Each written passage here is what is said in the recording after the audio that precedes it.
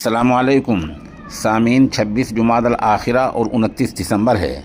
ख़बर का उन्वान है हवाई जहाज़ में आग लग गई है जिसमें 62 लोगों की मौत हो गई है। हादसा किस तरह हुआ है और कहाँ हुआ है, पूरी खबर सुनिए।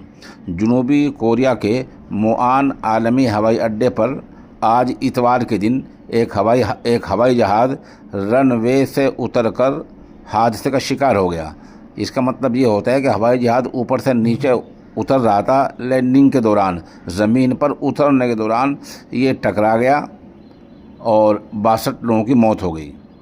खबर एजेंसी राइटर के मुताबिक यह हादसा उस वक्त पेश आया जब थाईलैंड से उड़ान भरने वाले 175 मुसाफिरों और 6 क्रू मेंबर्स को लेकर जेजू एयर का हवाई जहाज़ हवाई अड्डे पर ऊपर से नीचे उतर रहा था।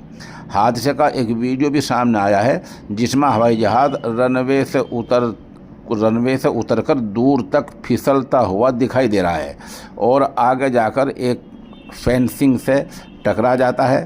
टकराने के बाद हवाई जहाज़ में एक ज़ोरदार धमाका होता है और उसके परखचे उड़ जाते हैं। टकराने के फ़ौरन बाद ही हवाई जहाज़ में आग लग जाती है। अफसरान ने बताया कि थाईलैंड के बैंकॉक से उड़ान भरने वाला यह हवाई जहाज़ मकामी वक्त के मुताबिक 9 बजकर कुछ मिनट पर, यानी वहाँ के जनूबी कोरिया का जो वक्त है 9 बजकर 7 मिनट पर, वहाँ के 9 बजकर 7 मिनट पर हवाई अड्डे पर उतरते वक्त रनवे से फिसल गया और फेंसिंग से टकरा गया। सोशल मीडिया पर शेयर की गई तस्वीरों और वीडियोस में दिखाया गया है कि हवाई जहाज़ में आग लग गई और चारों तरफ धुआं फैल गया। योनहॉप न्यूज़ एजेंसी ने बताया कि हवाई जहाज़ में 175 मुसाफिर और 6 क्रू मेंबर थे।